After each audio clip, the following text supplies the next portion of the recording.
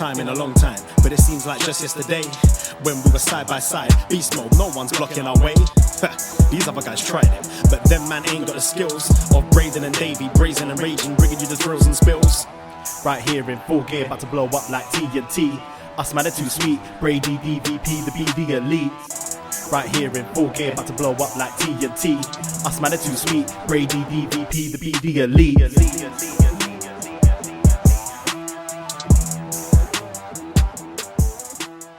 Hello. Hello, hello, hello. Braden Herrington here with Davie Portman for BDElite. This is the show where we're your Dynamates. Yes, we're your Dynamite mates, and we are not live on twitch.tv/upNXT podcast. We usually are, so do subscribe and follow us on there because we do UpNXT and BDElite on that.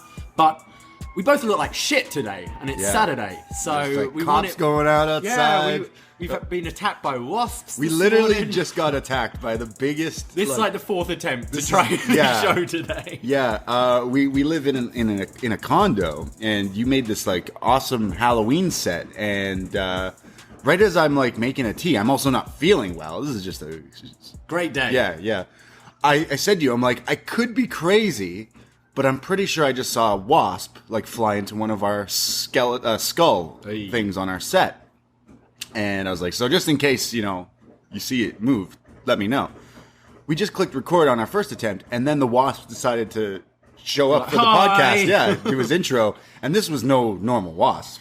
No, this was Mama Bear. Yeah, this has been hitting the steroids, I think. That was the biggest wasp I've ever Page juice. Yeah, that was the biggest wasp I've ever seen. And I'm pretty sure it laid some sort of egg in my skull thing there, and now I'm gonna. So this might be the last BDElite, because we might be attacked by wasps. It is spooky season. Candyman. All kind of sinister things can happen. Wow. But yeah, this is BDElite, and we're, for hopefully a bit longer, your Dynamates. Yeah. If the wasps don't take over and kill us now. Who knew wasps in October?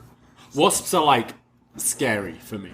Yeah? I'm not like spiders. Like, I get why people are creeped out by them, but I'm also like, they're friendly spiders, especially. Okay, we don't live in a place where we're going to get murdered by spiders. Like, right. The spiders we get, they can be big and creepy I thought looking. that, and I would think the same thing about wasps, but here we are. Wasps are dickheads. They can just sting you for no reason. At least a bee. If a bee stings you, I'm like, that sucks. I'm stung, but he's getting the death penalty now. I know, sorry. If a wasp stings you, they die too? No.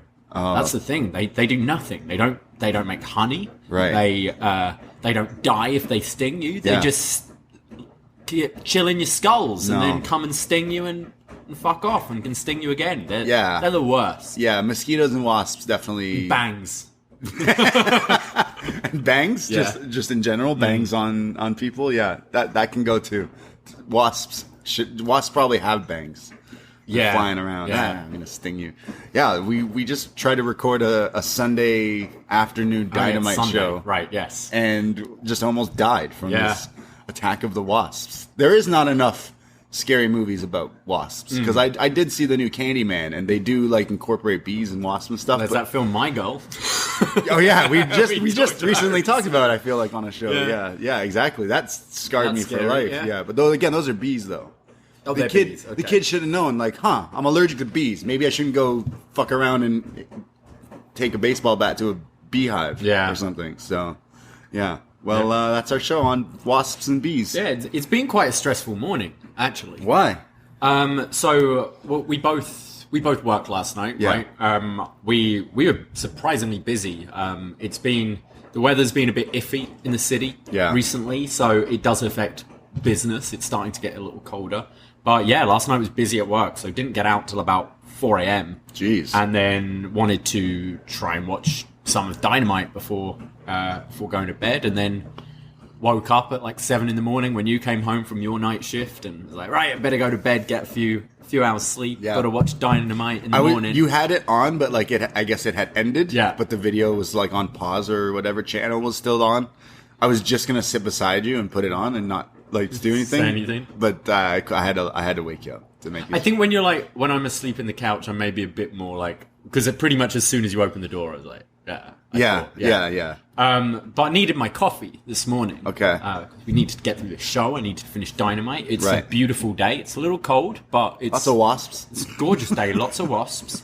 Went to the most stressful morning trying to get coffee. Why? Went to the place, one of the places I normally go to. Huge line. So I'm like, Like nearby? On King. Okay. So, huge line. So I abandoned the line, went somewhere else on Queen, and got my usual, a quad Americano. Right, that's 4? Oat milk. Yeah, 4. Right. Because I'm intense. I think your washing machine's had 4 shots. Yeah, I think it's getting... Our washing machines, yeah. I think there's some wasps in there, too. Yeah, so I get it, and they put it in a tiny cup, and I'm like, oh, do you just have a bigger cup? Like, it's a 4, it's a large. Yeah. Oh, okay. Transfers it, and then fills it to the top with water. And I'm like, I've still got to put, like, my oat milk in there, but I'm also, don't tip it away. That's, like, espresso I've paid for. Right. So I'm, like, trying to have a little sip in the thing and pouring the oat milk in. So it's right filled to the top. I got a sandwich as well. Now I'm walking down the street, and I, of course, wore a white t-shirt, brand new white t-shirt, and this thing, just by moving, it's like coffee fucking flying everywhere. Yeah. So I do it with my cardigan to use it as like a bib.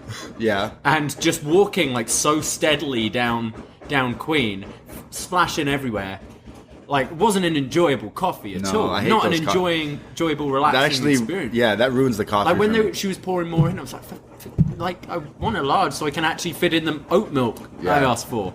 And then I got right to the corner of our street, having getting none of it on me.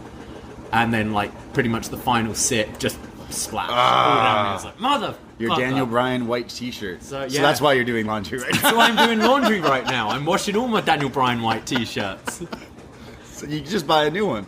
I just did. That was the new one. Oh, man. Yeah. I've got a few. One of them, like, turned grey because I put it in the wrong wash. So I'm doing Why? How did that happen? Just like, you're meant to wash whites with whites, really. Really? I never followed those rules. Me neither. And like, then as a I was kid, like, I should have. I watched Spider-Man, like the movie. It's probably 1 or 2 when he like puts in his like tighty whities with his Spider-Man costume, and I always thought like, oh, like is that what happens? So it tends to happen on like first washes of things, especially like jeans. Yeah. If you've got like brand new like blue jeans, that will tend to leak. After a few washes, the color's kind of more fixed, I guess.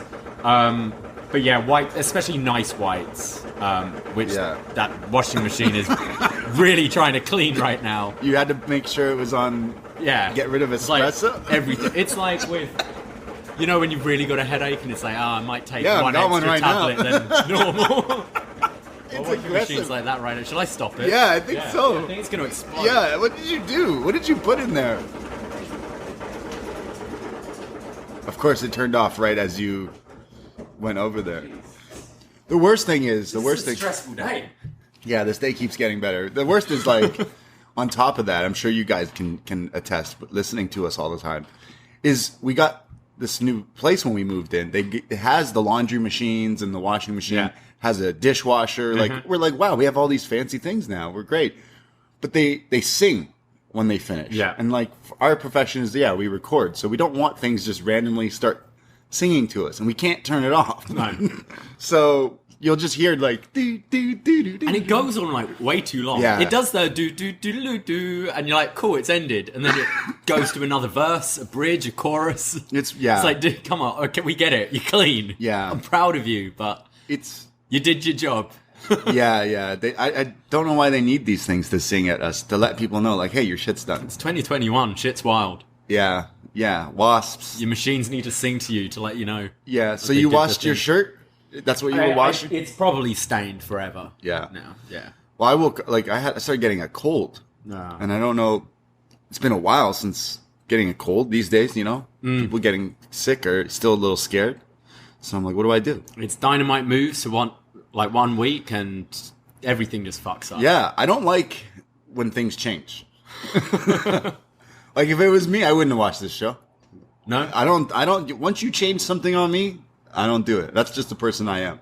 Like, if someone goes, hey, the route you take to work every day, this week is changed route. We got construction. Better find a new job. Can't go to work. That's how I am. I don't know. So when you say, hey, the show you watch every Wednesday, it's on a different day today. Throws me completely off. I don't know what year it is. Yeah. I don't know what I'm doing. It was nice having Wednesday off, though. It was, yeah, actually, because, we've been doing upNXT for quite a while. So every Wednesday used to be NXT, and then Dynamite came along. So we started doing both shows, like watching both in the same night. Then NXT rose the white flag, and they went to Tuesdays. So then Tuesdays and Wednesdays when we record usually our stuff. But last Wednesday we had no Dynamite. So we were like, what do we do with all this time? Me and you recorded some shows. We got, Exorcist coming out this week. Exorcist will be out today. Yep. We did Best Match Ever Casket Match. Best Match Ever Casket Match, talking all about the best casket stuff. That was true. So then we kind of finished, and we were like, hey, we could probably, get some food, get some dinner. We should treat ourselves from working so hard. So we went on a little, adventure. We did. We went on a pub crawl of our own. Started off at the Mexican bar. Yeah. Mezcal margaritas. Some mezcal margaritas and some free tequila shots. Yeah. Where else did we go? We went to your work. Went to my work. Had to say hi to Jules. Went to my work's sister restaurant as well. Oh yeah. Wow. How many bars did we go to? Then we went to Hapa. Yeah. A Japanese izakaya. Yeah. Had some sake flights, which was lovely. And then loaded up on oysters and sushi. Yeah, we just started. We were acting like we had money. Yeah, we were acting like we don't just have a Patreon. 12 more oysters. They're not buck-a-shock right now. Don't care. Yeah, it's a Wednesday. I'm pretty sure we ordered a bunch of Japanese food, including some nice sushi and sashimi and stuff. And then I saw a sign that was oh, today they had happy hour oysters. We missed the happy hour oysters. I really could have gone for one. We just ate. We had already eaten. Yeah. And you were well, they can't be that much after the happy hour. I was yeah, probably another $1 or $2. All right, we want 6 of them. All right, we want 4 more. So I could just keep eating them, to be honest. Yeah. They don't particularly make me full. They're just, they're like a snack. Yeah, they're great. Aphrodisiac. Oh yeah. Then we went and sung because we were feeling all fucking horny after the oysters. What did you sing? What did you sing? Did I sing Elton? Yeah, you sang Elton John. Elton. What was the song though? Something About the Way You Look Tonight? Yeah. Some people were rocking to it. Yeah. Some people were good. I did some T-Swift just to get back in the groove. But we went. That was our Wednesday instead of just staying home watching wrestling. And then to order Chinese on the way home. Yeah, that was a mistake. That was a mistake. Yeah, that was bad. We bar hopped all over the place, and then we met someone who was asking us oh, I'm from Ottawa. I'm looking for new bars and stuff like that. And we were talking to her, and then your friend, who's an Aussie guy, brought up 9/11 because obviously 9/11 comes up in conversations all the time. And we were oh yeah, 9/11 or something like that. And this girl goes, yeah, I wasn't born yet. And we all just we're what? Please leave us alone. You don't even know. You had to learn about 9/11. I'm learning about this conversation right now. Yeah, there was a group of people afterwards, and they were oh, you guys were singing. Thanks. Okay. Hey, I'm not from here. Where would you recommend other karaoke spots? Vaguely. And we were oh, here, go here, if you're new to the city and stuff like that. But then heard us talking about 9/11, and then came back into the conversation and was oh yeah, by the way, I'm 20. Was it Julia Hart? And we were yo, we're old. Yeah. I was only I don't know, 10, 11, 12 when I watched 9/11 on TV. I still remember it, but what? Do you learn it in school? Someone tell me. I overheard yesterday at work someone say, this kid say, oh, I'm really into really old music right now, 80s music. And sure, 80s we both kind of miss. I was born 89, you were 91. But still, I wouldn't say the 80s is really old. It's just the generation just before you.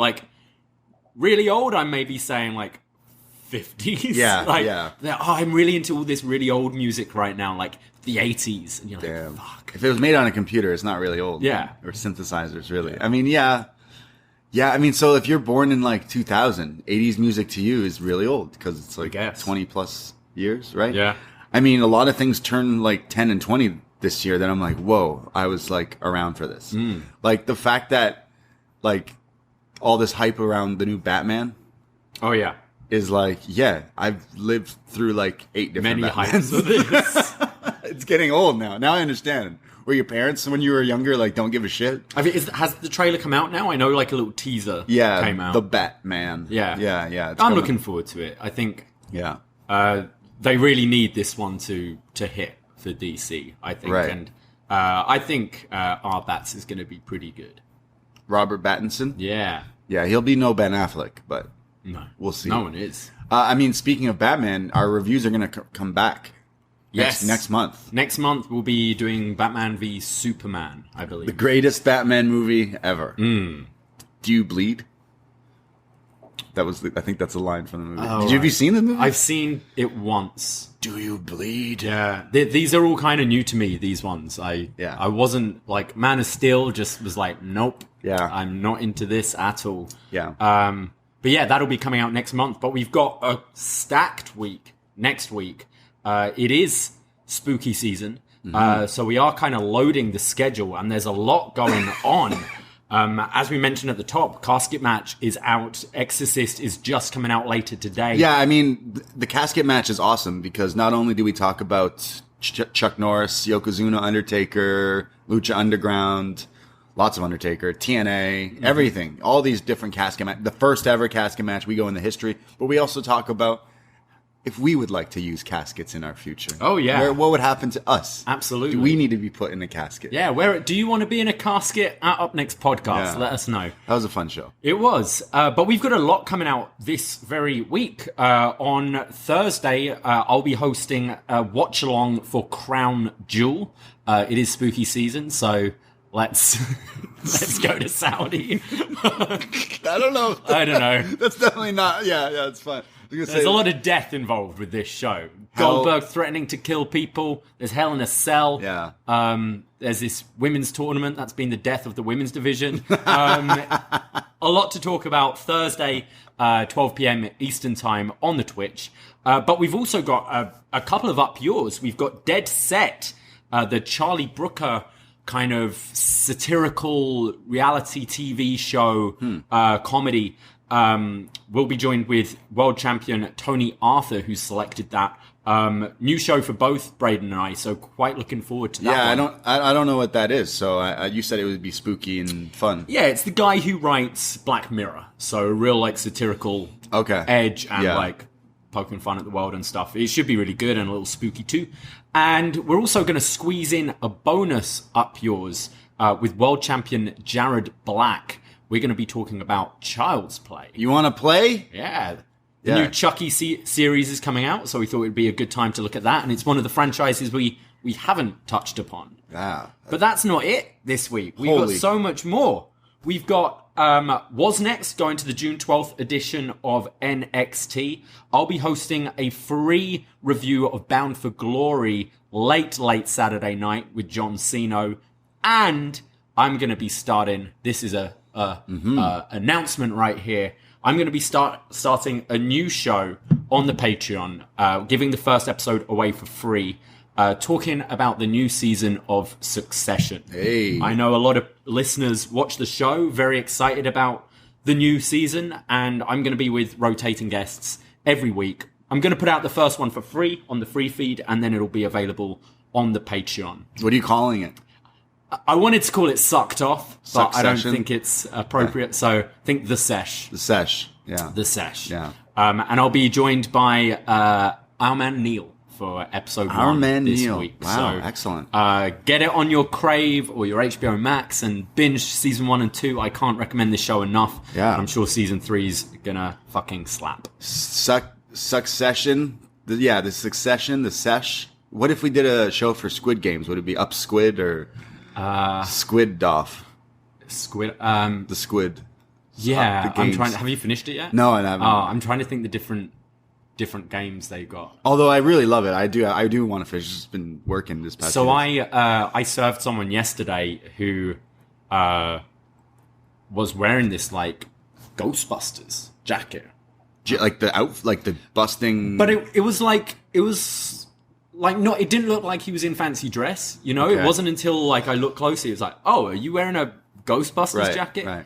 And he goes, yeah, I run Spirit Halloween. Oh, like not just that store. Like he's in charge of what Spirit. The hell? So he's in Toronto right now because all these Spirit stores, Spirit Halloween, are opening up. Yeah. So I was chatting to him like, oh, what are like the big sellers this year? And I was like, surely like Squid Game is going to be like a very popular costume. But like it didn't come out in time. Like no, I've seen on like Instagram ads the masks and stuff. Yeah. And it's like quite an easy. Honestly, if you just get like a plain black mask, you can draw a triangle on it and wear a jumpsuit. Yeah, the thing I've seen a lot of people on like social media have been looking for the turquoise jumpsuits because you can't it's hard. It's a weird color. It's what, turquoise and pink. Yeah, I mean, it's an odd color to try to find randomly. So I mean, next year there'll be I bet it'll be everything. But it did come out just too not enough space in between. It's like that when Mando came out with Baby Yoda, and they're like, "Yo, how did you not have Baby Yoda?" It's like, "Fuck, we didn't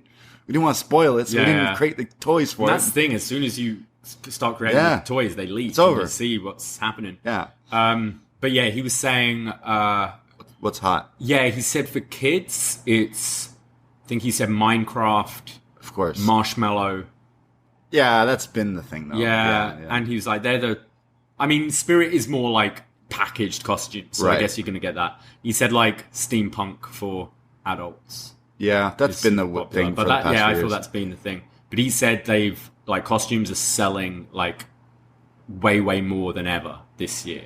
Last year people didn't want to do it. Yeah. Didn't have last year, so people were going all in. This year. Yeah. Did you have your costume for Halloween? No, yeah, I need a couple. We've got our Halloween Havoc costume we're sorting out, and I'm going to be working the Saturday night, so I want something. Yeah. I'm thinking maybe the like Karate Kid like skeleton costume would be easy to work in. That's I was actually looking at one on Amazon. Yeah. I'm trying to think what can I like because it gets hot when working, even when it's like cold out. It gets pretty hot. I'm trying to think of stuff that will be like easy enough to. That's so funny because I literally was looking at just like a onesie skeleton type thing, like the Karate like Cobra Kai wears. Like that's so funny. That's exactly what I was looking at. I'm going to some like Halloween like rave thing, but then I looked at like the tickets that I got for it, and it says like it's Halloween, of course, but. There's a theme. It's like space, alien, futuristic space thing. So I'm like, well, fuck, that skeleton onesie doesn't really fit aliens that. Have skeletons too. Yeah. I'm a dead alien. Yeah, but don't call them aliens. No, it's offensive. Extraterrestrial, is that the thing now? What, so I don't know what alien space outfit I want to wear, because I don't want to wear something that's going to be hot and get me all gross. What about sweaty. like a kind of silver sort of jumpsuit. Yeah. And then just get like antenna. Like a headband with like goggly ball things. Yeah. We'll have Something to see. like that. Yeah. We'll have to see. Do Ross's costume from Friends be Sputnik? Sputnik? That would be a good idea. Again, I just gotta wear it all the time. I mean that is the idea of a costume. Yeah, that's why like the past few years I'm like, man, onesies, like they got it figured out with onesies because they're easy. You just wear them, you just put it on, unzip, and it's all off. It's great. Try not to do masks. Yeah, I don't do that. Like Michael Myers, cool costume, but as soon as you take off the mask, you're just a guy in a auto guy jumps. Yeah, exactly. Fix my car. Exactly. I like doing the makeup, although it kind of fucks my skin up a bit. But I think that always looks cool. Just do anything but dead. Yeah. I've got the Monday off now, so we can throw a little something on Halloween Oh, Sunday. so that means you got to get a costume for that as well. 23 costumes this year. Yeah, you do. The thing is, you always go, oh, well, I'll invest, and then I can wear it again the next year, and then the next year comes and like, no, I want something new. That's what I mean. I used to wear those onesies a lot. Yeah. And then I eventually just get rid of them. And I should buy more. But yeah, we have our Halloween Havoc costumes. Not ready, but we have them planned out. In our heads. Yeah, which are going to be incredible. Which, spoilers, we're doing a Halloween Havoc watch-along for NXT.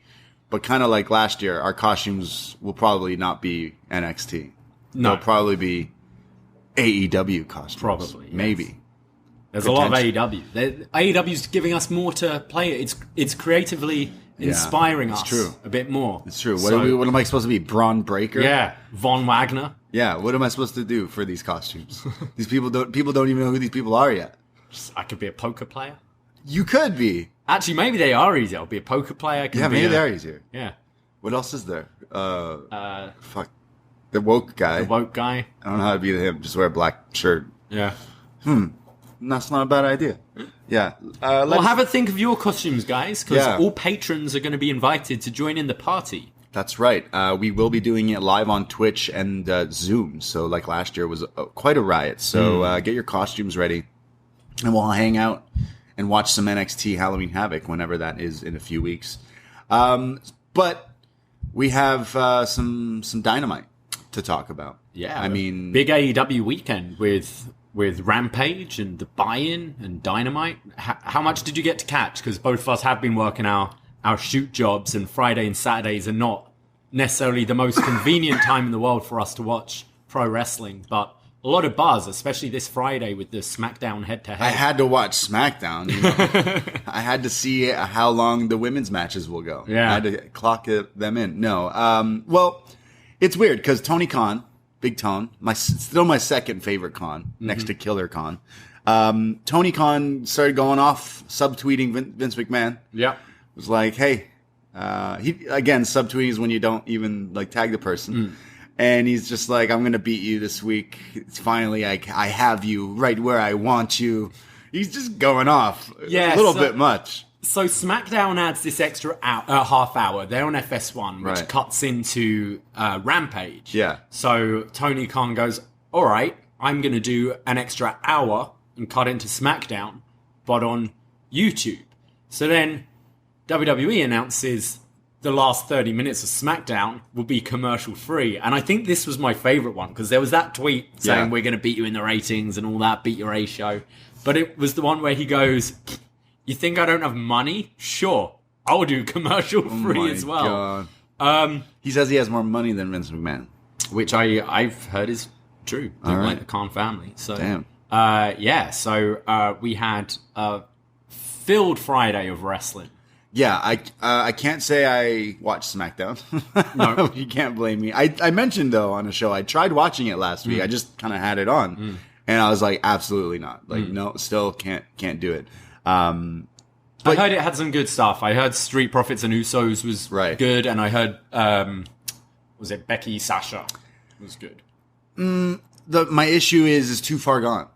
I feel that, yeah. Yeah, like even Bianca Belair. Literally this year at WrestleMania stole the show. Everyone was talking, wow, women main event, and they fucking killed it. And then you really pissed me off, SummerSlam. So, yeah, too far gone. You ruined it for me. And Street Profits and Usos, not really interested. But there was definitely a match I'd say I was interested being a nerdy wrestling fan, which was this buy-in thing. Tony Khan definitely... I feel like his idea wasn't exactly the smartest idea. Of course, all of us hardcore fans are drooling at the fact he announces Daniel Bryan versus Minoru Suzuki. Pre-show Bryan? Yeah. It's like, yeah, that's great. But all the people who want to watch Bianca, Sasha, or whatever the fuck they air on SmackDown, they don't know who Suzuki is. No. So why would they change the channel? That's kind of what I was like, it's great, but okay. But then... I'm just worrying about us, the hardcores. We're all like super excited for this match because, yeah. Yeah, I do think there's definitely fun in this sort of competing thing and whatever. Definitely. But also, from our point of view, it doesn't matter. Like, really, I don't think AEW's in any threat of being cancelled. It's not like, if Rampage doesn't hit this number on Friday, AEW's dead. You know, like, it's nowhere near being that. So, apart from bragging rights, who really gives a shit? Like, we get to see Suzuki and Bryan for free on YouTube. Yeah. That's awesome. There seems to be a lot going on. There's Tony Khan making all these things. There's Roman Reigns in some interviews talking trash about CM Punk. He said he watched some clips of Punk wrestling. And he says he's lost the step. It's not the same guy. And he wouldn't step to me because I saw him in the UFC. So... So Roman's throwing shade. You got the Young Bucks and Top Dollar. Oh, yeah. Not Nada. Yeah. They're going at it for some reason. We got Max Caster recording some sort of line, which was pretty lame, I thought, actually. Right. I think last time on BDElite, I was like, is Tony Khan writing their lines? I can't say I've ever really been into Max Caster's raps, to be honest. Some of the stuff he said was definitely like he was trying to get a rise out of us. Like, right? Like, he'd say controversial things. I'm talking even before the stuff that kind of got him in trouble. Like, of course, he would tread the line here and there, and I definitely like that. He's a bad guy. He's saying that's how he cuts his promo. It's great. But now his line is top dollar. Like, your line is just saying the guy's name. Right. You're not saying anything. You're just mentioning the person's name. So it's like, okay, well, Top Dollar put out like an actual video, like basically sneak this and the Young Bucks about their shoes and stuff. So I feel like someone out there was like, yeah, go make fun of him. Well, how? We'll just say his name. I think that happens in wrestling a lot, and it was a big complaint on Tuesday for NXT, where it's referencing something isn't clever. Yeah. Anyone can go, Squid Game. Right. Cool. Where's the joke? Yeah. Okay, you're saying Top Dollar, you're calling out Top Dollar, but what are you actually saying? Exactly. I need more than, and that I always felt Family Guy. I like Family Guy. Yeah. But I felt it started getting more into that, where it would just do, like, it's Peter doing whatever's popular right now. Yeah. And it's like, okay, but that's not funny. You're just acknowledging that this thing exists. WWE especially do that all the time. They're just like, hey, we heard this is popular, so let's just say it on TV. You're like, well, they also just take something popular and then try to make it a gimmick into like a wrestler. Hey, poker stars are popular. Hey, vampires are popular. Garbage men are popular. Bloodlines are popular. Yeah. Just make them all the gimmicks. Yeah, it just feels like this war of AEW versus WWE. I really don't care. It's just fun. Yeah, it's not at the level yet where it's like WCW, WWE for me yet. But as a fan, I'm like, yeah, absolutely. I would not watch WWE programming if I didn't do a show on NXT. 100%. I would not. The network's cool. You can watch the old stuff. But like, as the hardcore fans now, we're definitely in this like, wow, what a breath of fresh air this other company is. And now everyone's just like, versus this. It's like, man, I'm just trying to enjoy this. Yeah, people, like, I do think people need to chill. Yeah, that's what I'm trying to say. Like, from all different aspects, there's obviously just the toxic, like, Twitter verse where it's like, fuck you for watching this, and you should have watched this, and you're dumb if you watch that. It's like, just watch what you want. And then there's stuff, why would you put Bryan and Suzuki on a YouTube match? It's actually a match with no context, really. Like, we know they've fought before, and if you're a fan of wrestling, you know, these two are going to have a great match and want to go at it. But you've got YouTube, right? Like, you can, it's for free, right? You should put it on Rampage to get another 50,000 viewers. Why do you care? Like, honestly, why do you care what number Rampage gets this week? Yeah. Did you get to watch wrestling and enjoy it? I can't think of other shows, really, where I'm going, like, okay, Succession's about to come back on. Yeah. I can't imagine the day after going, so disappointed. They only had 800,000 viewers instead of 900,000. Oh, man. Like, I can't... Succession's dead. Succession's dead. Oh, they put out the first episode for free? Like, why would they do that? I'm so angry. Like, we got Bryan versus Suzuki for free on YouTube. Yeah. Sure, it might have done a little better on TV, but did you watch the match? Did you enjoy the match? Yeah, definitely. Definitely weird how certain fans... It reminds me of sports. I'm not really into sports, but people are diehards for their teams. And of course, they're going to, make fun of other teams or say certain things about other teams to rile people up. I guess that's the whole, like, I'm like, I just want to watch, like, good wrestling. And I actually didn't like the way Tony Khan, like, went about it. Like, it didn't, he's like, Smackdown, you got an extra half hour? I'm going to fuck you guys up. I got more money than you. I got the Bunny versus Ruby Soho. I was like, bro, that's a laugh. Like, get out of here. I would say it, like, obviously we don't know at time of recording what the numbers are. I highly doubt they'll beat Smackdown. But they didn't. Will they have beaten their previous week? Most definitely. I don't think they did either. You don't? The numbers aren't out till Monday. For Friday? Yeah. Oh, I thought they came out. They don't do weekend numbers. Oh, weird. I thought people were saying that the ratings had come out already. Really? Yeah, and SmackDown definitely won. 100%. 100%. Of course it's going to win. That's what I mean. It's like, you're just like, you're throwing dirt on yourself when you say, like, we're going to beat you. I finally got you where I want to. It's like, no, if you had a Monday night slot and you booked Kenny versus Bryan against a Raw where they had Lashley versus Roman or something, then I'd be like, yeah, man, like, you're still going to lose. But, like, you maybe get more of a fighting chance. But also, I don't think Tony's tactic is... I don't think it's putting off his fans at all. No. And therefore, I think it's only going to make people go... actually, I really want to tune into Rampage this week. Because I said, without schedules, I can't say I always get around to watching Rampage right away. No. But I do think you hear the buzz around a weekend like this. As soon as I got home from work, I'm like, all right, I got to put it on and see what they had this week. So in that sense, it worked for me. Yeah, that's definitely true. Like, I worked Friday night, but then as soon as I came home, I'm like, I'm tired, but I need to put this match on above everything else in my life. So that's exactly what I did. So he did have my interest. I fucking think he's an amazing promoter. He's doing what we wish we all could do when we played GM mode in the video games years ago. But he's literally doing it. Yeah. Because he's got so much money. More money than Vince McMahon. Secretly leaking his own pay-per-views at the Jaguars game. They took a photo of me with this card. I accidentally had the whole pay-per-view card on the back of it. That sucks. What am I gonna do? Yeah. The card like, I saw Raw, so I was inspired, and Jade Cargill, Thunder Rosa, short.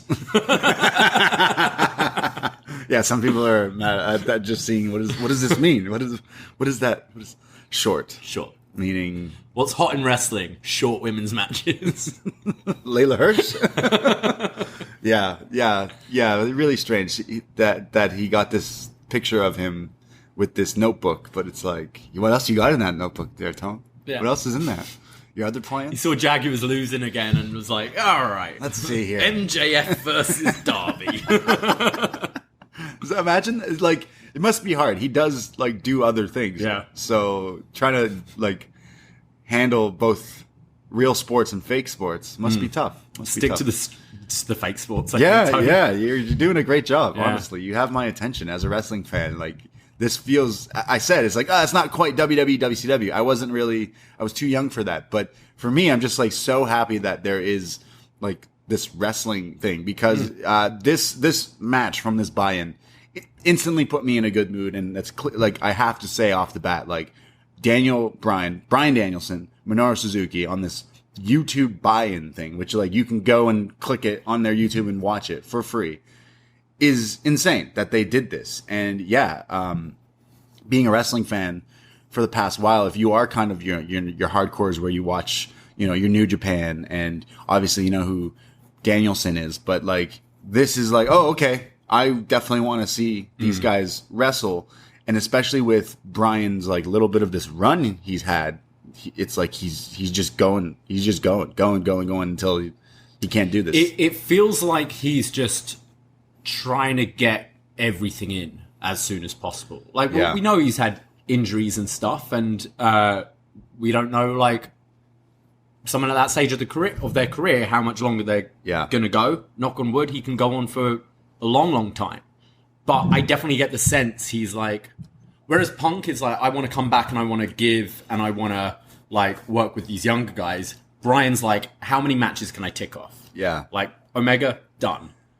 Suzuki, done. It's fucking great. Yeah. Look at the years he had in WWE. If you go on, like, the Cage Match website and you click Daniel Bryan from his WWE career, it's like, he got to have so many big matches in his career, like Big Cass and Roman Reigns. Yeah.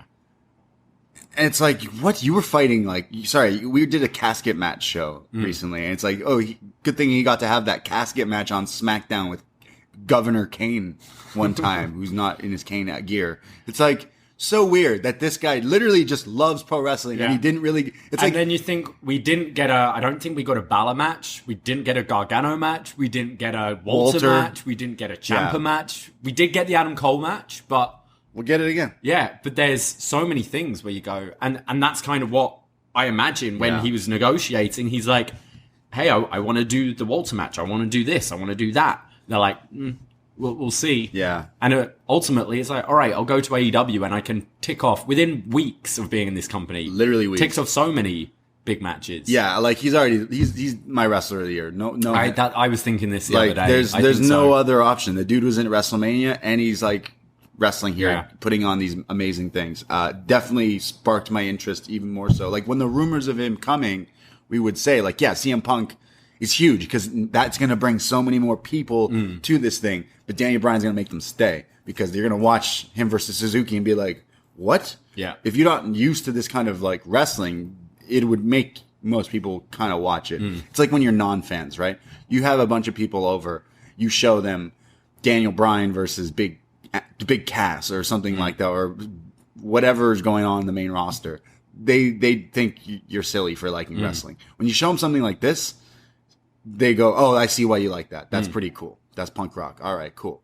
But this guy's now in this like run where he's just going to have these matches. They got to do Suzuki again because this match was G1 next year.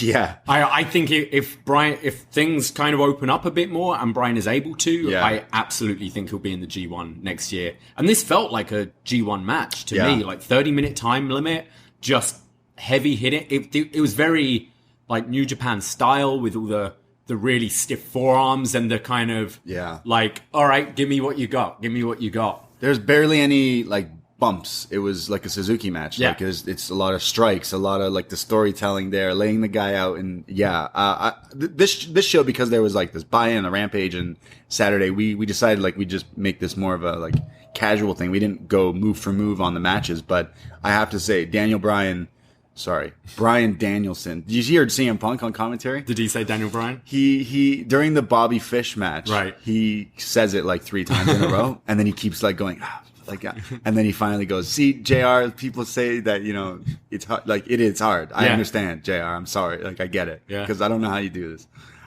Suzuki and Danielson was awesome. I'd probably give that a 5-star rating, to be honest. It was great. Said I love the kind of G1 style of it. The moment where you got that big elbow from Suzuki and Bryan just goes down, collapses. It was awesome. We were criticizing the other day about Grayson Waller. It's not about wins and losses. It's about likes and swipes. Right.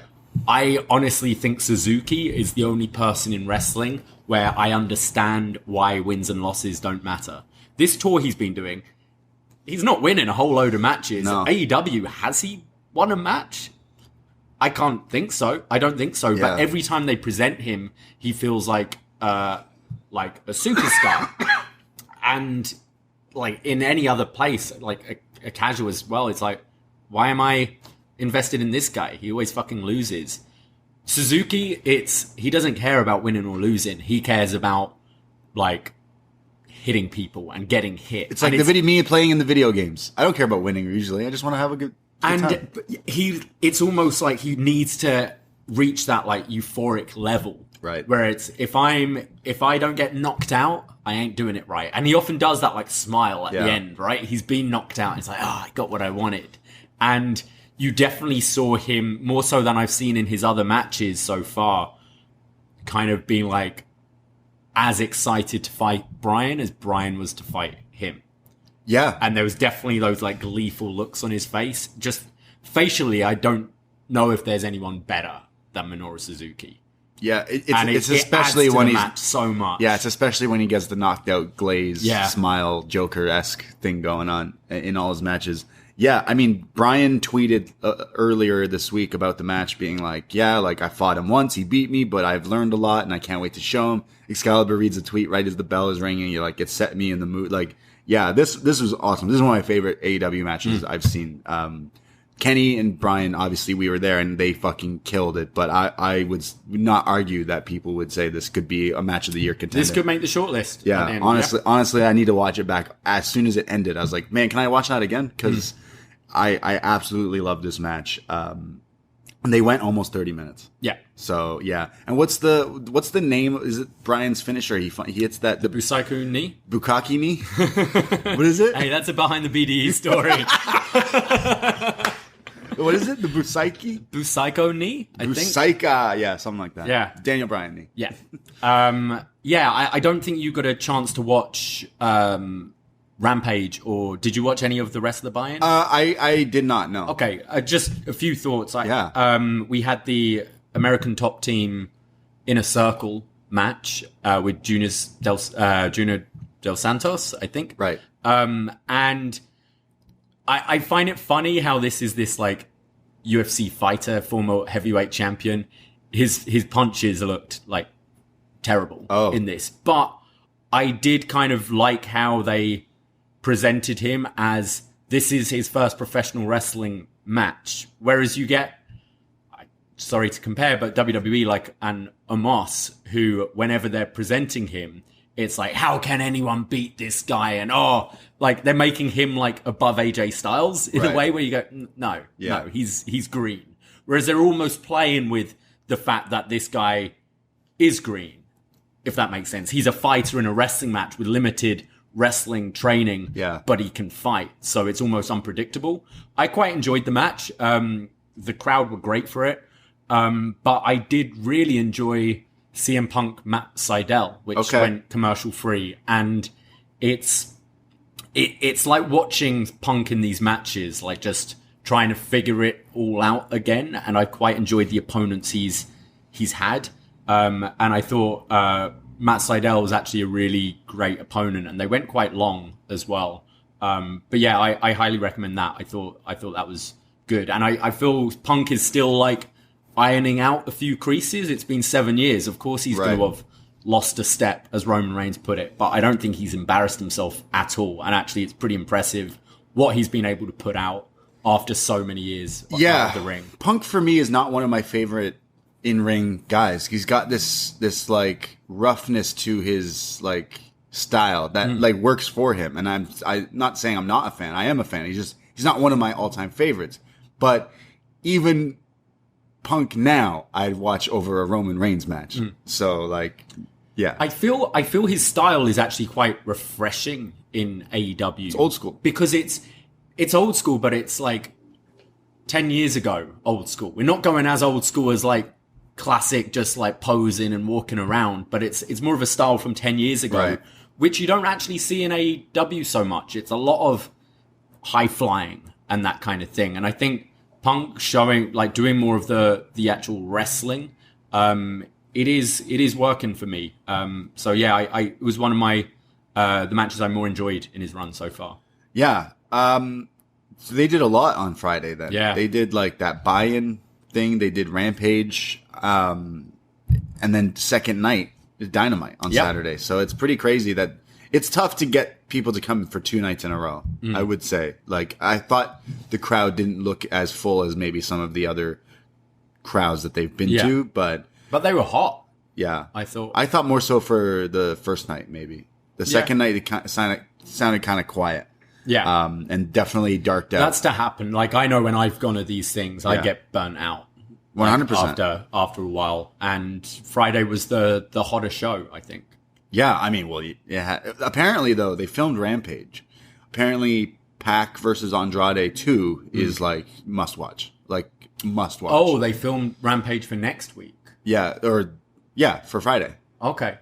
Yeah. Oh, of course, because all right. So apparently, Pac and Andrade just murdered it. Like, they killed it. So excited. Yeah, a lot of people from the show were like, that's good, because they're two guys that I've kind of been like, you're better than what you've been giving us, right? I think. Yeah. So that's good. Hopefully it elevates them a bit more. Yeah. But I'd be super happy. I mean, I would have loved to go to Minoru Suzuki, Danielson. I mean, that, again, you could have put that on pay-per-view. Let's go to the G1 next year. Let's see it. Yeah, let's go. When is it?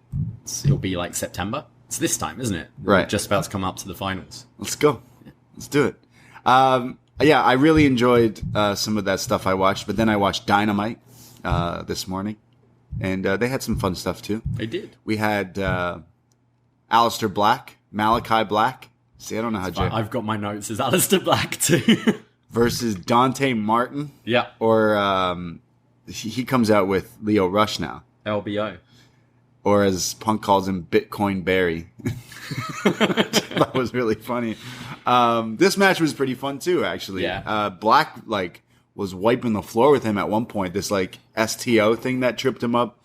But then Dante doing, like, some of the crazy springboard stuff. It's just he jumped so high. It's ridiculous. And this guy is, what, 20? That's insane. Was this the guy we were chatting to in the bar about where to go in Toronto? Yeah, 20. He wasn't alive. He wasn't alive for 9/11. That's fucked. And his logo's an airplane. Yeah, of course. Dante Martin definitely impresses every time I watch him here, and I think this was his best outing. I got this Undertaker Jeff Hardy sort of respect at 100%. The end, right, with the head nod. Like he's kind of like, all right, you did good, kid. I feel they're baby facing Black now, right? His style is so exciting to watch. He's got such a cool look and entrance, and especially this feud with Cody, where we're getting part 3 next week. The crowd are going to boo Cody. I feel this was a way to start leaning Malakai Black more into maybe more of a tweener role, still a bit of a scary motherfucker, but definitely the nod of respect to Dante at the end there was a nice little touch. And really awesome showing for both guys. I was highly entertained by this. Yeah, afterwards, there is a promo later in the show with Lio Rush and Dante backstage, and Lio says that they're now a tag team. Yeah, Dante didn't seem sure about it. Yeah. He was giving a bit of a look. I do feel sorry for Darius whenever he returns, because... Yeah, poor guy. So WWE, if a guy in a tag team's out, they tend to just rest the team. Mm-hmm. Whereas AEW, it's great. They let them go in a singles. And Dante Martin's definitely elevated his stock since Darius's injury.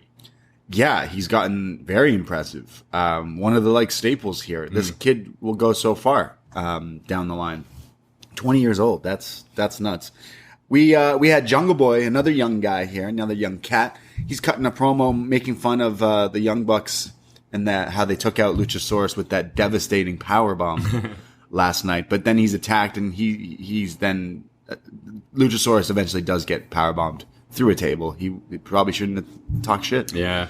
But what's going on with Jungle? Where does this go with the Luchasaurus and Jungle Boy? Because they've already done Cole and Jungle Boy. Yeah. Do you do? Well, so the rumor. Well, the rumor on Tony's pad of paper is Christian Cole, right? At the pay-per-view, yeah. So was it the not Lucha Dragons? What they call Jurassic Express? Yeah. Was that the match he put down for Young Bucks? Probably. So that's probably what you do. Jurassic Express, Young Bucks. Right. Yeah. Yeah.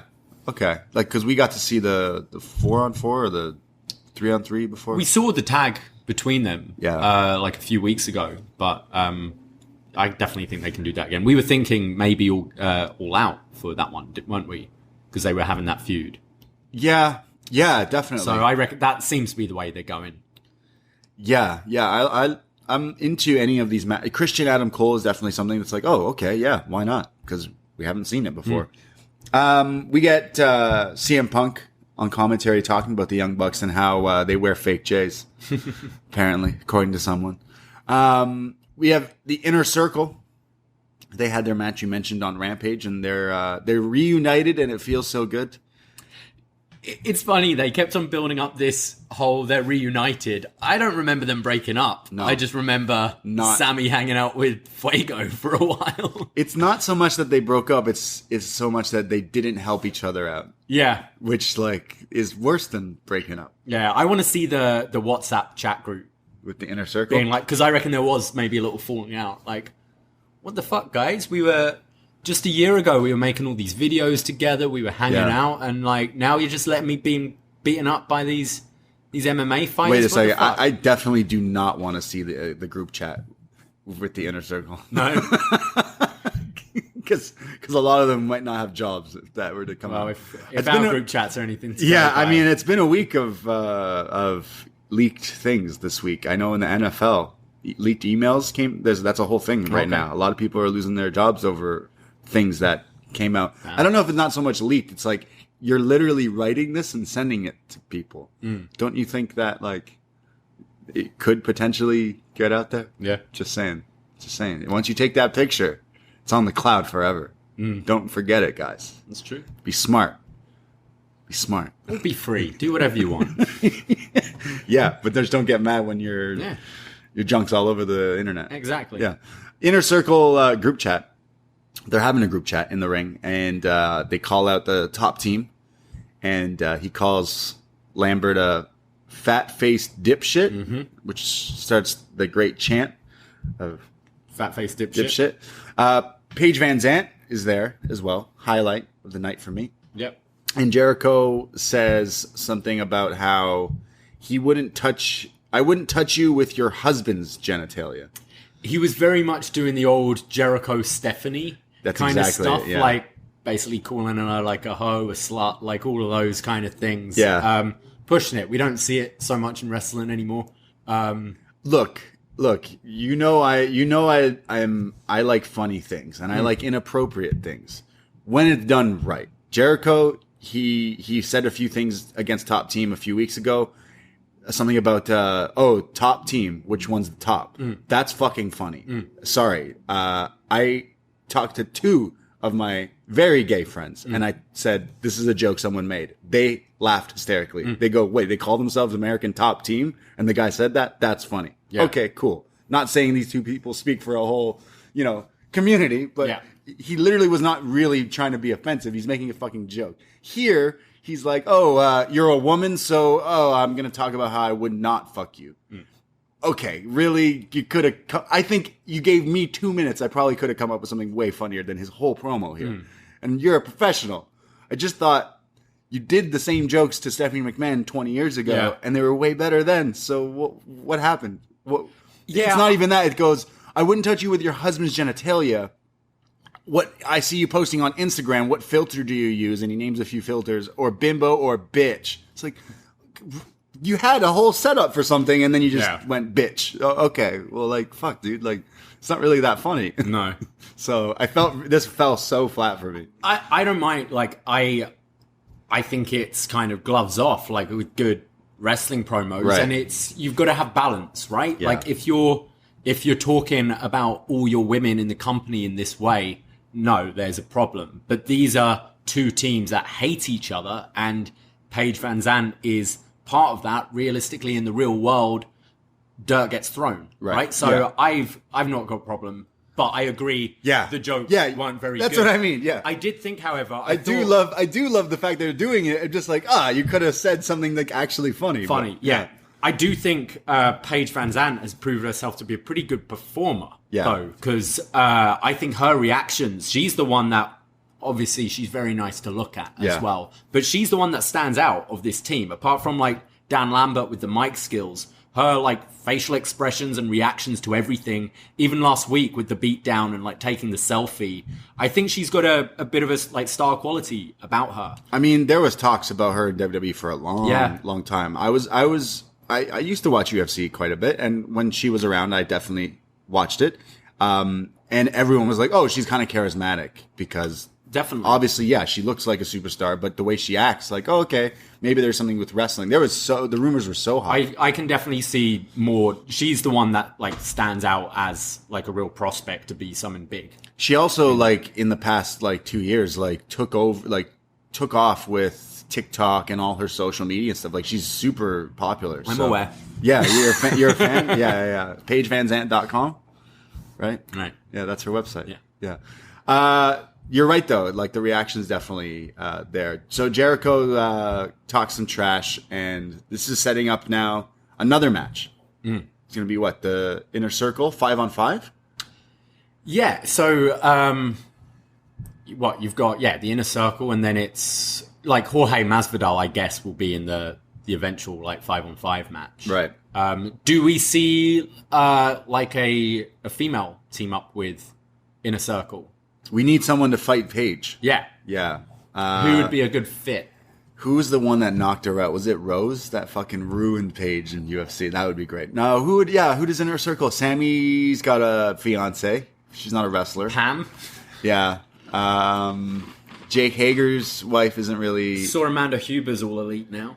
Yeah, I don't think she's more with the dog. So yeah, I don't know if she's gonna be that somehow. Yeah, Jericho's wife's too busy, like prepping for January 6th. With her like background would be cool, but she's very much like Dark Order. It feels a bit weird, right? But it would be cool to see like a female being not like join the inner circle, but have an association with them to face Paige Van Zandt. Yeah, Proud and Powerful. They don't have who do they have? They don't have anyone either. Yeah, I'm trying to think of who they. Diamante used to be with them, right? Oh yeah, yeah. Is she still in the company? I think so. Yeah. Shot in the Dark every Wednesday. Like Paige Van Zandt, I think could go somewhere in pro wrestling. I think she's figuring that out now. She's getting a lot of high praise from this. So like, I think the gears in her head are like, oh, maybe I should just move to this because she is a real fighter. But the past few years, she's definitely got washed to like beat up a lot. Yeah. So I mean, just like Ronda Rousey. Okay, I'll just go do the fake stuff now. Yeah. But hey, why not? Why not? So that 5-on-5 is going to happen, which should be interesting. More fake punches. Yeah.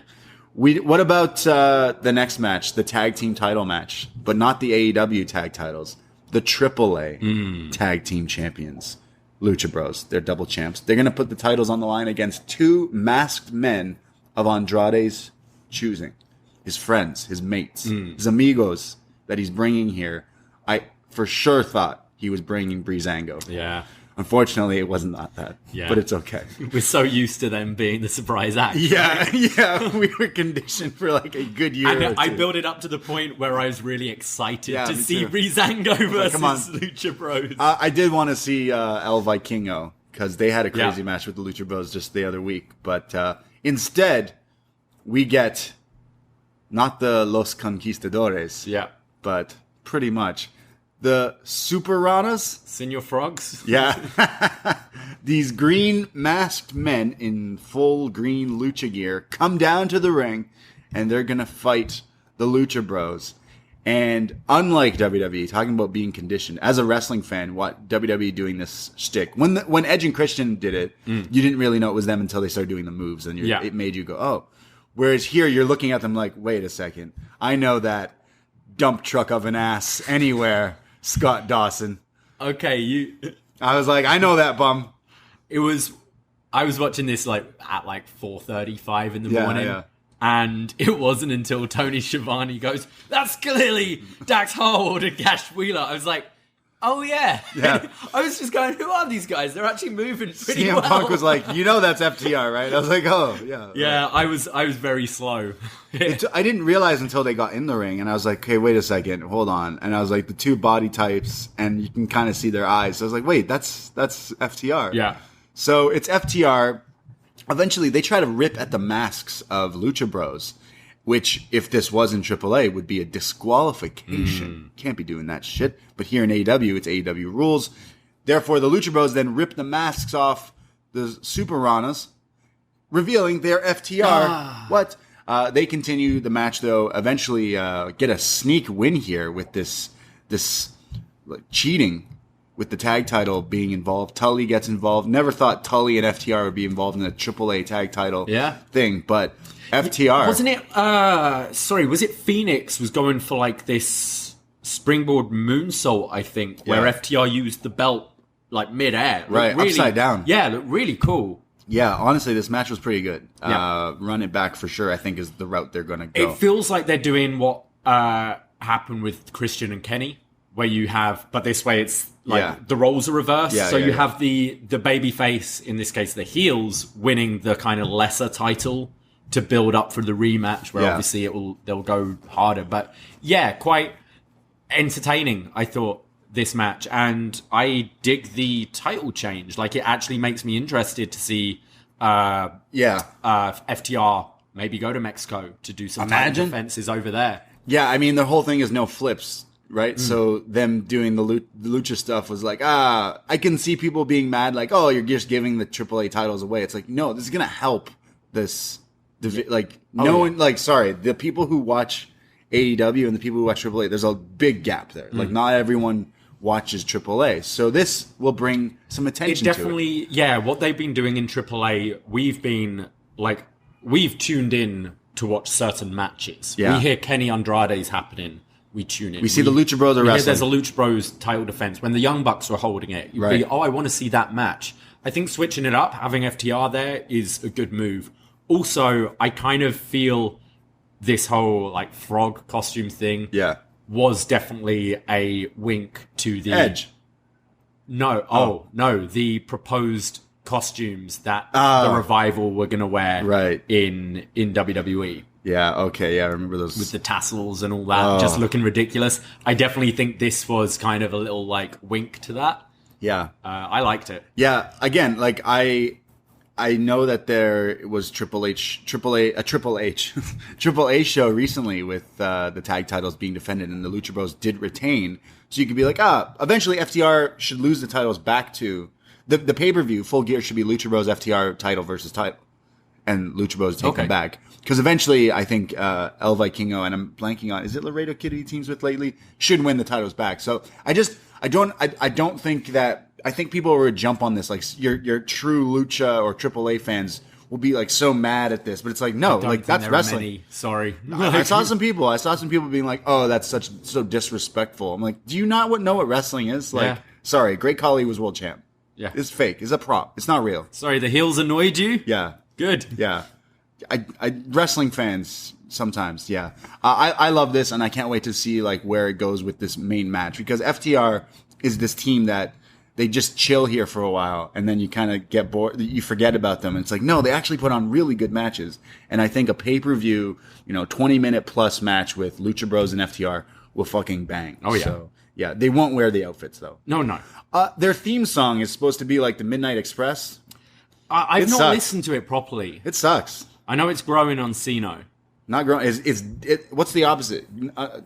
Shrinking. Shrinking? Because when I heard it, on YouTube, I was like, oh, it's trying to be this retro theme. I'm like, oh, okay, cool. And then when I hear them like use it here when they won, I was like, oh, that's not good at all. I need to give it a proper listen. Yeah. Just say, yeah. I missed that. Where's that? They need Frog. Something froggy? Froggy, yeah. We go to MJF and Andrade backstage. It's kind of like he paid him off or something here. What was the deal with this backstage thing with MJF and Andrade? It's like almost like they're boys. Yeah. He's like, thanks for lending me them or something. Yeah, so MJF comes and like congratulates FTR. I actually like the setting here. It was like in the stairway. They were trying to run away. Exactly. Like it was a cool different like visual, I think, for AEW. It wasn't just, we're in an interview. It was Tony like, hey, you fucking stole that. What's going on? Trying to catch them. But yeah, it looks like a little like deal between Andrade and MJF there. We also got Moxley versus Yuta. Yep. Which was the quickest match on the show tonight, or maybe AEW history. Again, inspired by the women's matches on Raw. Yeah, Moxley just beats the shit out of him, and that's it. Yep. Death Rider, it's over, and then leaves. I liked it. I also liked like Yuta's like reaction at the end was like, fuck, what just happened to me? Like, I just got murdered. I think it's cool doing a squash every now and then like this. Wheeler Yuta's not at that level yet where this really hurts him, I don't think. No. And it's looking at the brackets that are revealed later, we'll likely get Moxley Cassidy down the line. So this kind of gives cause for like Cassidy to maybe want a bit of revenge. Payback. Yeah, that's true. Yeah.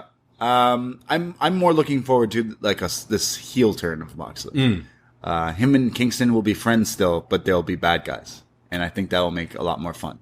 Yeah, we'll have a look at the brackets later, but there's definitely some like different scenarios we can play, and especially if it is the Moxley Bryan Danielson match we're gonna get. He's got a new book coming out. Moxley. I bet his is very interesting, considering like whenever he's on podcasts and stuff, the shit he lets out, like the shit he says, talking about doing things like drugs and sex, rock and roll, all that stuff. I genuinely, he's not one of my favorite wrestlers, but since coming to AEW, he's so interesting. I heard Renee talking about it. Yeah. She's like been reading bits, and she's like, I'm always amazed like how actually like intelligent and deeper thinker he is. Right. And yeah, I think his book will be really interesting. Because he's been at like a lot of places now. Like he's done so much fucked up shit, and he's still here. So it definitely has my interest.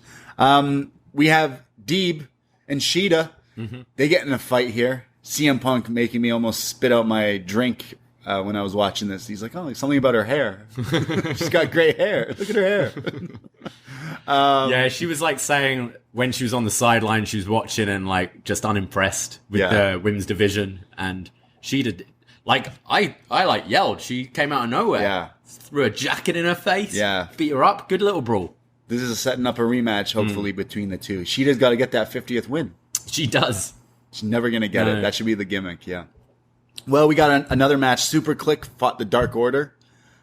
This is pretty awesome. They had some crazy back and forth in this. You know the move, I like the suplex lift into the Ushigoroshi, the Sushi Goroshi as I call it. But as he's got the guy up, they double super kick him while he's upside down. I think they're going back to calling this move the Last Shot because they changed the name of the Last Shot, his finishing move, to the boom. So I would imagine that's going to solve a lot of people's issues. What didn't he call that the last? Yes, he did.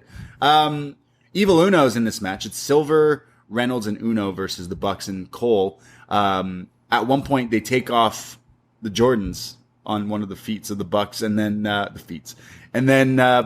Uno puts the sock on, does a Mr. Socko, and the crowd goes nuts. CM Punk is losing it. Is that Mick Foley? Is that Mick Foley? But I'd say the highlight of this match was, yes, of course, John Silver's insane hot tag, but the Super Kliq go for their patented, camel clutch, run the ropes, a kiss. And of course, the Dark Order pull the Bucks out and then replace them with the kiss to Adam Cole. And this was hilarious, where he's smiling and then realizes, wait a second, this doesn't smell like. Yeah, his reaction just has the smile, because he always opens his mouth, and it just slowly fading into horror. Like, what the fuck? I thought that was great. Only in wrestling. Yeah. But eventually it is the boom from Adam Cole to BT Trigger and the boom. Yeah, which is a pretty nasty finish. Yeah, I really enjoy Dark Order. I think they're such a fun team to watch. But both tag teams, Grayson and Uno and Reynolds and Silver, they're just so non-stop. They've got great tag team combinations and double teams and stuff. I thought Alex Reynolds looked great here, and obviously the Bucks always so much fun to watch. I'm really looking forward to an eventual proper top Dark Order tag title chase. Yeah, because I think they've got I'd go Reynolds and Silver, to be honest. I love Grayson and Uno, but I think Reynolds and Silver have more of a connection with the audience.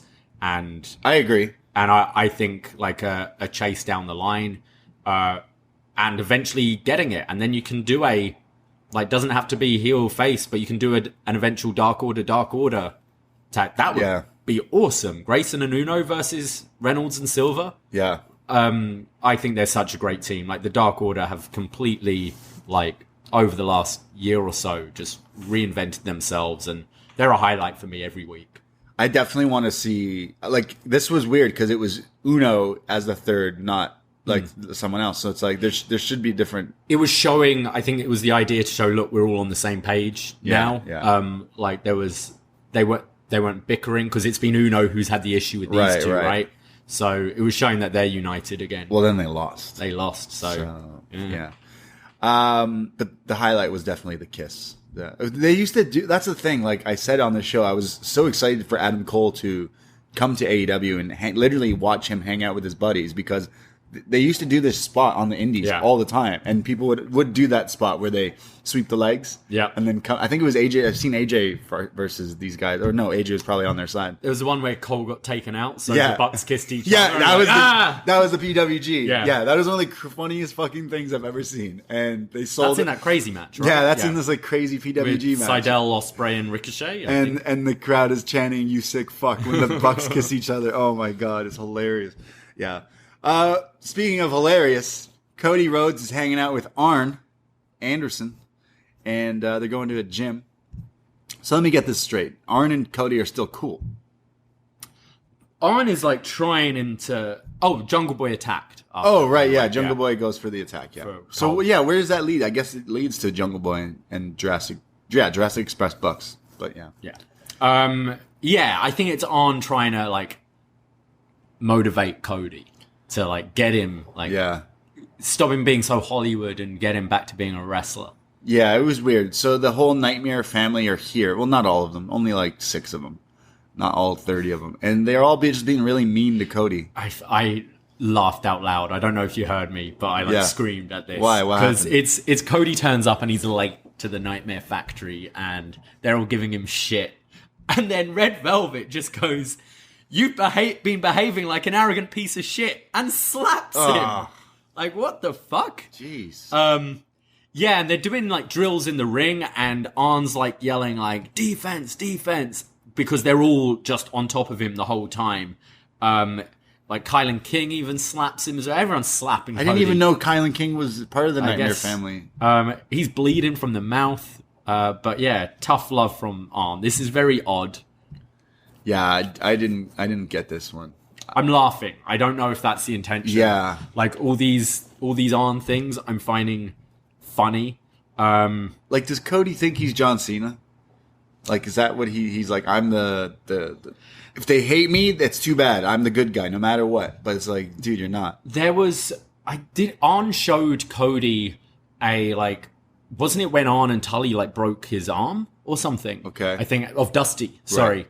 And he was like going, were people booing Dusty? No, because Dusty didn't forget who he was, and Dusty worked hard, and but like you're gonna go out there and people are gonna boo you. So I do like that they're acknowledging, they're like running with the like crowd hating Cody right now. It's just very funny, some of this stuff. Yeah, I didn't like this. I didn't like this one. I'd rather him show up for this training class and Arn's there with the burning barrel again. Like it's a bit too cinematic for me, the way these things have been shot, and that's not very AEW either. I just look, I love Cody Rhodes. I love Arn Anderson. This segment was them acting with all these other people, like your Shoddy Lees, Kylan King or whatever. Sorry, they're not actors. So that's what I mean by it's cinematic. Yeah, it's like I don't believe it. Yeah, not at all. Like just earlier, just simple segment like FTR running down the stairwell and bumping into MJF, and that felt real. It felt like these people passing in the corridor, and it's like, well done, right, well, we're out of here. Whereas this, it was like moody lighting, it was shot. It was all these people like, Cody, you've changed, man. Yeah, I did not. You arrogant piece of shit. I just like it's a podcast, but I was just like, what? What is? It's just all these bells and whistles for Cody all the time. Yeah, he needs to turn heel.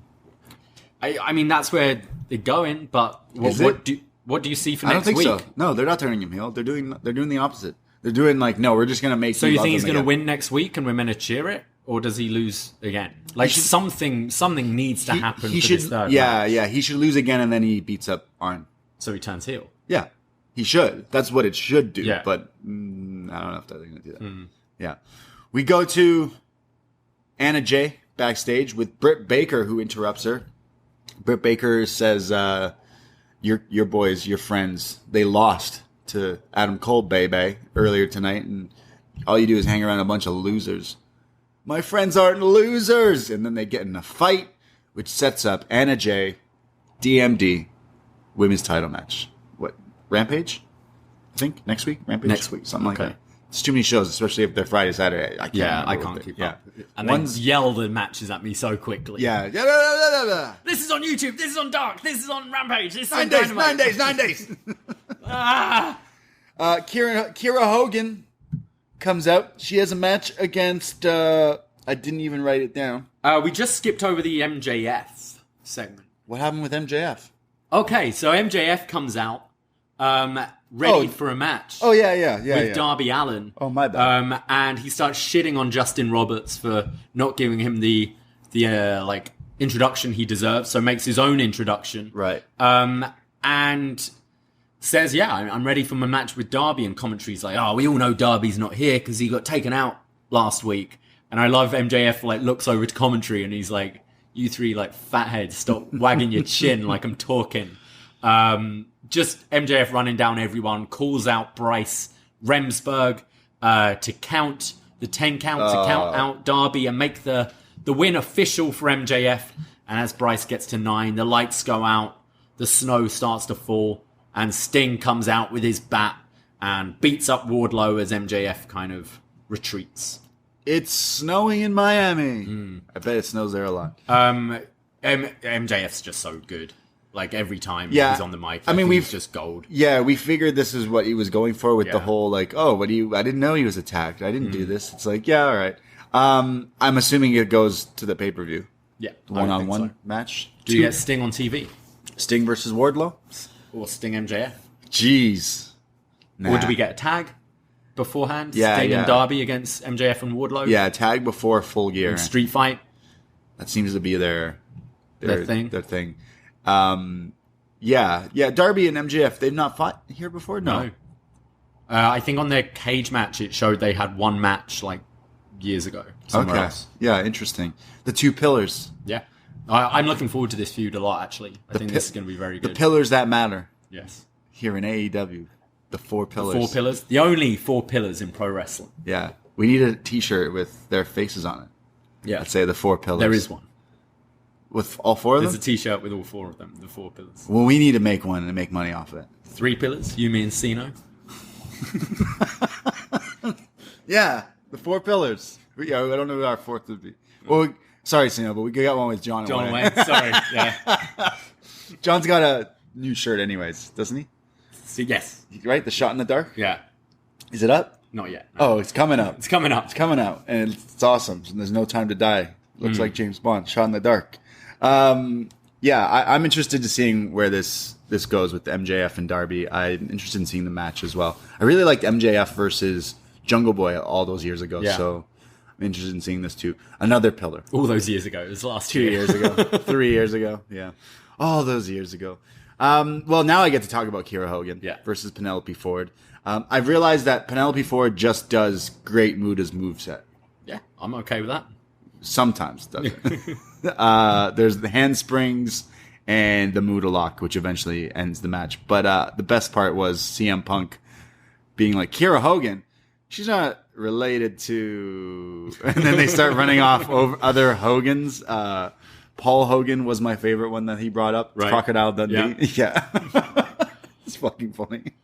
I think that this match was fine. I definitely see improvements in Penelope Ford. But I hope they go a little further with Kiera Hogan because I think she's actually one of the stronger women they have. And I don't think they've really put her in positions to showcase that. This match was to put over Ford, really. And I do think Ford, in the last few matches I've seen, has looked a lot better than she was in like early AEW. But I want to see more from Kiera. Yeah, I guess we will down the line.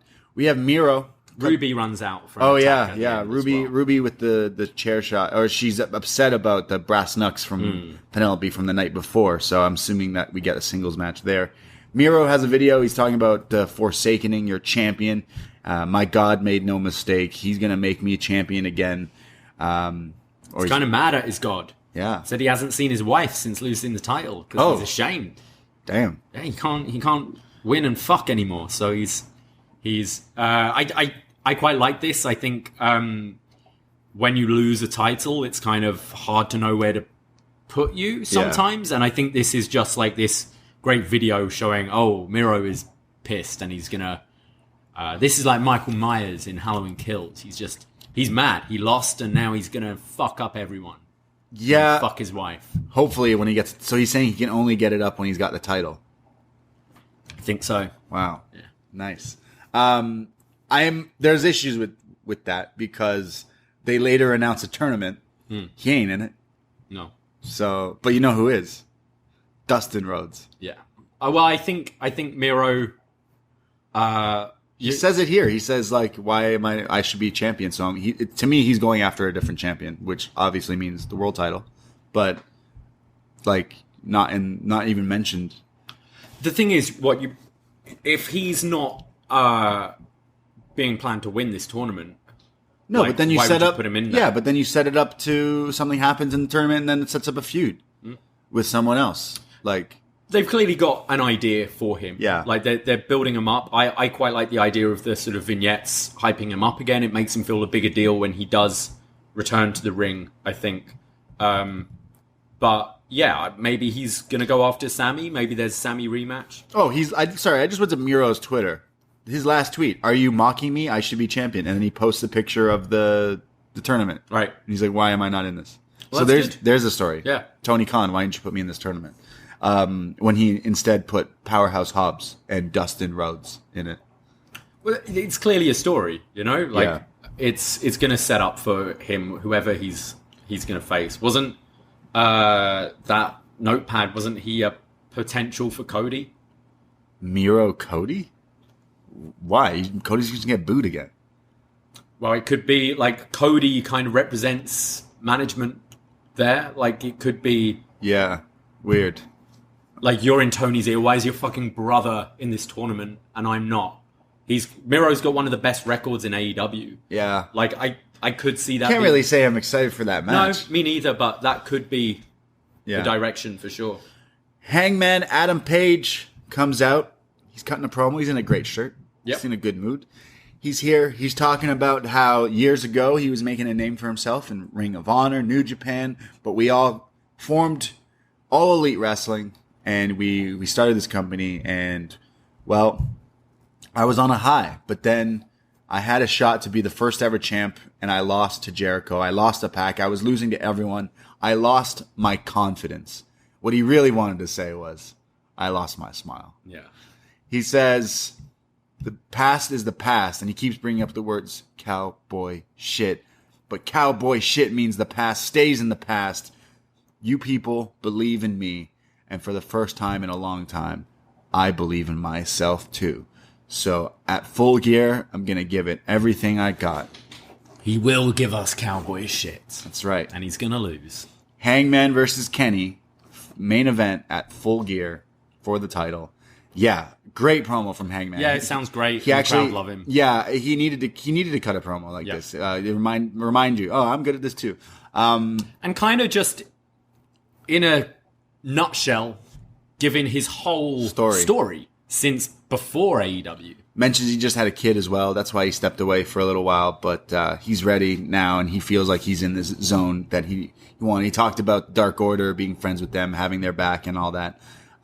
Yeah, I mean, Kenny versus Hangman has to be the story where Kenny beats him. The cynical person. I think so. I don't want to say I'm a sadist. I just would really like to see the bad guy win again. I think so, and then you have the Kenny-Bryan rematch on a pay-per-view as well. Yeah, I see Hangman losing to Kenny. Daniel wins the Eliminator, and then at Revolution, it's Kenny. Or Winter is Coming. You could do Bryan Kenny. A year after Kenny won the title. Yeah, and I'd have Kenny retain as well. I think Hangman should be the only person. Hangman should be the guy. I think there are more Kenny title defenses first. I agree. Again, I want to go into this Full Gear, two of my favorites, Kenny and Hangman. I want to be cheering for Hangman so badly, and then they'll break our hearts. Yeah. With this. I think it's for the betterment of the whole story. It is. Yeah. Like, just what do you do after you've done it? If you win, I'm not like down the line. I'm interested in Bryan Hangman, but not yet. No, definitely and not not these iterations of the characters. No, I think you've had the Bryan Kenny draw, which wasn't for the title. I think you do need the title on that rematch. Yeah. And I totally see Bryan winning that tournament. Yeah, Bryan wins the tournament, faces Kenny at either this TV special or another pay-per-view. But yeah, Hangman versus Kenny is going to be great. But the deep inside, I'm like, no, you can't win it yet. You're not there yet. Yeah. Like you're sick. Don't get me wrong. He's amazing. But for the story, this is you haven't beat Kenny. The story ends. The movie's over. I think you do Bryan. So Hangman Kenny at Full Gear. Yep. And then you do Winter is Coming, Bryan Kenny. And then you can do Hangman Kenny again at Revolution. Because Revolution feels like it's a big pay-per-view for like that's when they won the tag team titles. Or no, that's when they defended against the Bucks in that great match. So there's kind of history of that pay-per-view with Kenny and Hangman. And I think that's when you can put it on Hangman. So two pay-per-views in a row of the same match. February. Yeah, why not? Yeah, fuck. I think there's enough interesting undercard you can do. You can always throw some sort of stip on there if you want. Yeah. I think it's strong enough to do two pay-per-views. Well, you already taking my money, Tony Khan, because Kenny versus Hangman in any match together, I'm paying you to watch it. So yeah, super excited for that main event. And of course, I wouldn't be upset if Hangman wins either. Of course, we'll be happy. But like, there's so much more to do. There's so much more of like a full year of everything. Because Daniel Bryan versus Kenny needs to happen again. He did it again. Yeah. There is a main event here with Bryan Danielson versus Bobby Fish. This was pretty awesome too. There was some, of course, like technical wrestling from both of them. Lots of kicks. They love to roundhouse kick people in the chest. That was cool. Bobby Fish hits a Falcon Arrow. That was awesome. Bobby Fish hooks Danielson's knee and is like attacking him and putting him these submissions. But it's Bryan who counters that and then puts him in a heel hook, which Bobby Fish taps out. Which I was like, oh, that came out of nowhere, but like seemed really real. And gives, absolutely. And gives Bryan like just another, I like that Bryan's winning different ways, all of his matches. And the match against Suzuki was very much about the striking. Yeah. So Bryan winning with one of his striking moves makes sense. This match was a lot more submission based and kind of like it felt like they were grappling, right? So winning with just a submission that isn't actually his finisher, but just catching him, I thought really worked for me. Yeah, no, it was pretty good. And Bobby Fish, like, he's staying around here. He's all elite. So, yeah. I like him in this role, actually. Not necessarily giving him stories, but just having good matches. Like, you hear, I think it kind of got overshadowed by the Suzuki match. But when they first announced this, you're like, oh, Bobby Fish, Bryan, that should be great. Yeah, it did, for sure. I enjoyed this main event. Didn't feel necessarily like there was much heat in it. We normally get like a lot of heat in our main events. Yeah. Because it was just like a cold feud, but the match itself was very good. And then right after they announced the tournament, which is Danielson is going to face Dustin Rhodes in the first round. Lance Archer's going to face Eddie Kingston. Moxley's going to face 10. Yeah. And Orange is going to face Powerhouse Hobbs. Sorry, I forgot that 10 was in this thing. Yeah, honestly, that's weak as fuck. That's so weak. There's so many better things you could do in this. I know it's like storyline. You're just trying to get to the bigger matches. But like, sorry, a 10? Well, I think 10's there to be murdered just like Yuta was this week. Yeah, exactly. And so I see Mox versus Cassidy in the semi. Right. Bryan versus Kingston in the semi. 100%. And then do you have Mox cost Kingston? Oh, well, no. Because otherwise it would be Mox and Kingston in the final.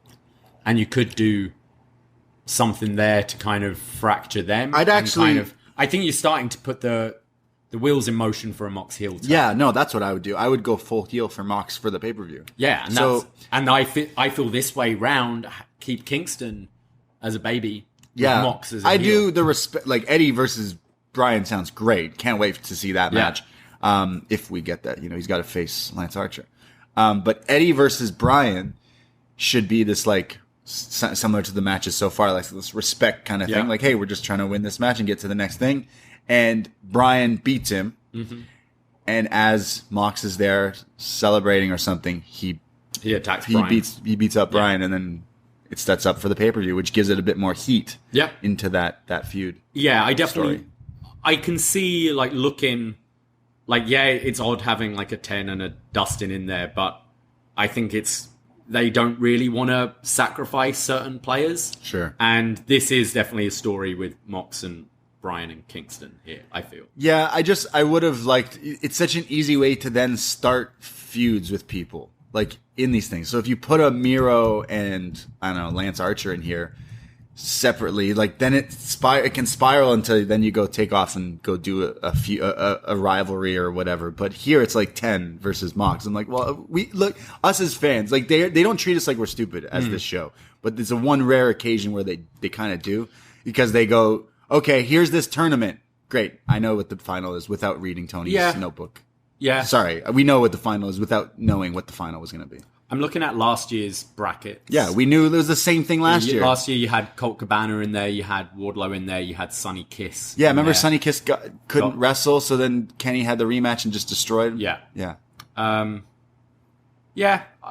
don't mind so much. Like there's there's so many other feuds going on already. Yeah. Like, I think they should treat it like as soon as they announce, like, hey, this tournament's coming back, all these wrestlers in their promos should be mentioning it. Like, hey, I can't wait to be in this tournament because, like, I'm tired of being overlooked. They should treat it more seriously than just, well, we need a way to set up Bryan versus Mox at the pay-per-view. It's like, okay, well, like, there is certain things. Like, the Inner Circle are all out there. Sammy's the TNT champ. All you needed was, like, one guy in the group. Like, Jericho be like, oh, TNT title looks good in the Inner Circle. The world title would look a lot better. Yeah. Like, little things that, like, make it seem not so fake, and we just put this thing together to make sure we get a sweet match at the pay-per-view. That's what I get from it. I got it. I remember thinking that last year. Like, I'm trying to find the actual rankings. Because, like, there's a lot, like, a 10 is on Dark. Right. A lot. So I'm trying to look right now. Dark doesn't count. But it does. It does. Like, not for viewing, like, but imagine actual wrestling's. Imagine like, in the NHL, right? Imagine the NHL. They're like, yo, Austin Matthews scores 30 goals a year, which is probably low, but he probably scores a lot more. They go, yeah, 30 goals a year, including Marley's games. No, it doesn't. It doesn't count.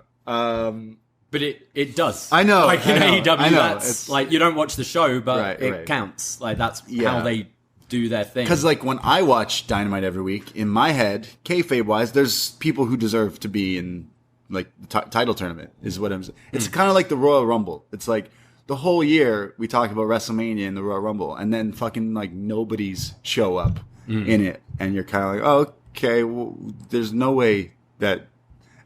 It's little things, but I know that we're going to get to Daniel versus Mox, and that's going to be awesome. So yeah, Tony Khan and his notebook, they do the right thing. So that was Dynamite. That was a lot of wrestling this weekend with the buy-in. Definitely still the highlight though was this. It gave me the same vibe when we went to Arthur Ashe because they started with Kenny and Danielson, and then the rest of the show I was like, it doesn't matter. I'm like, it's fine, it's good, but like I'm good. I got that match, and that's definitely how I felt with Suzuki and Danielson just going out there and killing each other for almost 30 minutes. What a run Suzuki is on, and what a run Danielson is on. 100%. I know, you just know he's happy. You just know he's happy. He's like, wow, I get to do what I love to do and be so dangerous in the ring. Yes. Before he wasn't really doing that. So yeah, that's Dynamite. That's Dynamite. That's it. See you soon. They're not doing Wednesday again. Nope. So we'll be doing a show Sunday, possibly. Sometime Sunday, possibly. Yeah, we'll be back obviously for UpNXT on Tuesday night, talking all about NXT 2.0. You can hear us and join us on twitch.tv/upnextpodcast. But Wednesday, no BDElite until next Sunday. But you're going to be doing that Crown Jewel show. You're going to be doing a Succession show. There's going to be Bound for Glory. We got Child's Play, the OG Chucky. That's up on the Patreon this week. Then there's The Exorcist, which is out. Best Match Ever Casket Match. That's out already as well. So many shows, so many things. What else is on the Patreon next week? I guess Child's Play. Oh, Dead Set. We mentioned that as well. Yeah. Dead Set and Was Next. Yeah. So and Child's Play. Yeah. Yeah. So many podcasts. Patreon.com/upnext is only $5 for North American tier, or $7 if you're Canadian. I'm sorry. Yes. I always say $5, but forget that some of us are Canadian and our money is a lot worthless compared to the American dollar. And you get all these podcasts. You get all the Was Next, Best Match Ever, everything like that, all the movie reviews, and it's only $5 or $7. Thank you guys, and follow us at UpNext Podcast, Twitter, Instagram for all the updates of all the shows and stuff like that, because I saw it making its rounds. Everyone's worried about the WWE AEW war, but did you see that there was like a professional wrestling dinosaur league?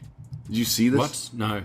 Like, oh no, I have seen a clip of it. Yeah. I'm not talking about Luchasaurus. He should somehow. He's on the phone with them for sure. We need to get you in AEW. There's people in dinosaur costumes then fight. Yeah. It's amazing. In like big rings, right? Yeah. It's amazing. We need to figure out how to do a watch along for that. That sounds great. Best Match Ever Dinosaurs. Yeah. Thank you guys. I myself, Braden Herrington. You can find me Twitter, Instagram. I'm at the Brady. And I am at Davie Portman. That's it. That's all. Take care. Goodbye. Be safe. And you can't see, but I'm giving you the nod of appreciation, like Malakai Black. Oh. Ahoy! Ahoy! Where's that wasp?